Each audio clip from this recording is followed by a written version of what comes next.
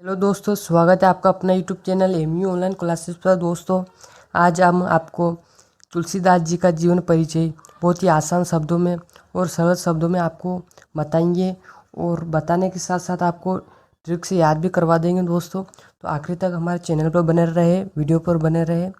देखिए दोस्तों, तुलसीदास जी का ये जीवन परिचय बहुत ही IMP इम्पोर्टेंट है, जो हर एग्ज़ाम में आता है। 10वीं, 11वीं, 12वीं, 9वीं सभी के एग्ज़ाम में आता है और वार्षिक, अर्धवार्षिक और त्रैमासिक सभी परीक्षा में पूछा जाता है। दोस्तों, देखिए हम आप तुलसीदास जी का जीवन परिचय बताते हैं।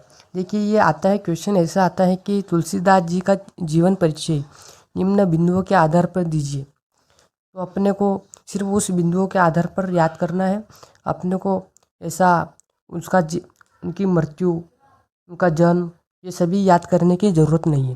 दोस्तों, क्वेश्चन आता है कि निम्न बिंदुओं के आधार पर दीजिए। उसमें आता है एक तो रचनाएं, 2 रचनाएं पूछता है, भाव पक्ष, कला पक्ष, साहित्य में स्थान। तो हम यही इस बिंदुओं ये जो बिंदुओं के आधार पर पूछते हैं उसी को हम अच्छे से ट्रिक से याद करेंगे और समझेंगे। दोस्तों, देखिए रचनाएं, तुलसीदास जी की रचना के बारे में हम बताएंगे। देखिए, उसमें आता है कि 2 रचना लिखिए, लेकिन आपको 3 रचना याद कर लेनी, क्योंकि कभी एक भूल जाओ तो तीसरी लिख सकते हो, या 3 ही लिख सकते हो, उसमें कोई गलती नहीं है। देखिए रचना है रामचरितमानस, विनय पत्रिका, गीतावली, दोहावली। देखिए, आप चाहो तो चारों लिख सकते हो, याद तो चारों कर लेना, क्योंकि कभी भूल जाओ तो 2 या 3 लिख सकते हो। दोस्तों, हम आ जाते हैं भाव पक्ष। भाव पक्ष ज़्यादा कठिन नहीं है, यह बहुत ही आसान है। ये क्या है, उनके सिर्फ भावों के बारे में बताना, उनका भाव कैसे थे, बस। देखिए, तुलसीदास जी भाव जगत के सम्राट है। उनकी रचनाओं में धार्मिक, सामाजिक एवं दार्शनिक भावों का सागर लहराता है। आसान सी बात है, जैसे तुलसीदास जी है, भाव जगत के सम्राट थे। उनकी रचनाओं में धार्मिक, सामाजिक एवं दार्शनिक भावों का सागर लहराता है। बस, ये हो गया भाव पक्ष। मैंने बोला कि बहुत ही आसान शब्दों में बताऊंगा मैं आपको, और बहुत ही कम शब्दों में आपको याद करने जैसा। देखिए, भाव पक्ष यदि आप बड़ा करना चाहते हो, देखिए ये जो भाव पक्ष जस्ट ये शुरू होता है, एक लाइन छोड़ के लिख सकते हो आप।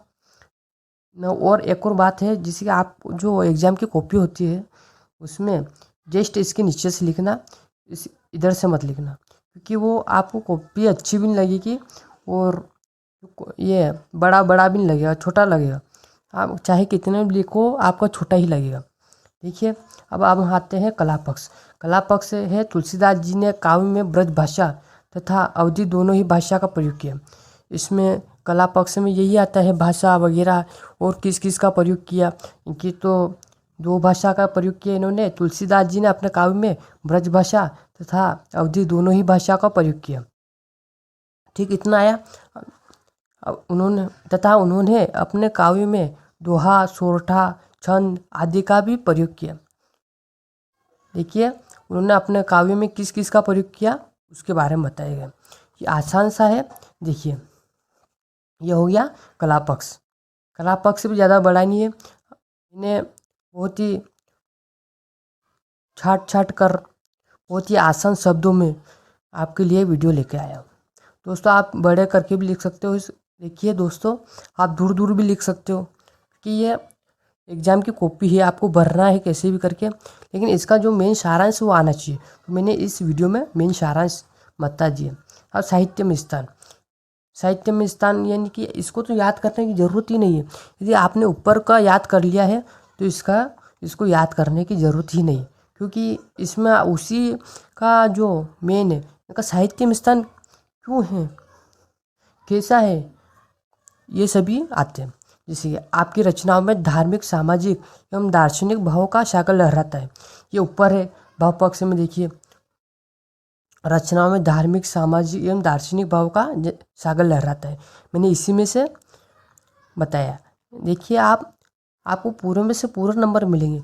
आप सिर्फ दिमाग से लिखिए, रट्टा मारने से कुछ नहीं होगा, क्यों इसको साहित्य में स्थान इनको साहित्य में स्थान क्यों महत्वपूर्ण है? इसलिए बताया गया है कि आपकी रचनाओं में धार्मिक, सामाजिक एवं दार्शनिक भावों का सागर लहराता है, अतः आपका साहित्य में स्थान महत्वपूर्ण है। ये हो गया। दोस्तों, आशा करता हूँ कि आपको वीडियो अच्छी लगी होगी। वीडियो अच्छी लगी हो तो लाइक करें, कमेंट करें, शेयर करें और चैनल ऐसी वीडियो देखने के लिए चैनल को सब्सक्राइब करें। दोस्तों, आप चाहते हो तो स्क्रीनशॉट ले सकते हो। देखिए, बहुत ही आसान और बहुत ही सरल भाषा में। देखिए, ये वेरी IMP है। सभी एग्जाम में पूछे जाते हैं। त्रैमासिक, अर्धवार्षिक, वार्षिक। वार्षिक में अवश्य करके पूछा जाता है। यह कवि परिचय तुलसीदास जी का 12वीं के छात्रों के लिए, 10वीं 11वीं सभी छात्रों के लिए IMP है। आप स्क्रीनशॉट ले सकते हो। धन्यवाद दोस्तों।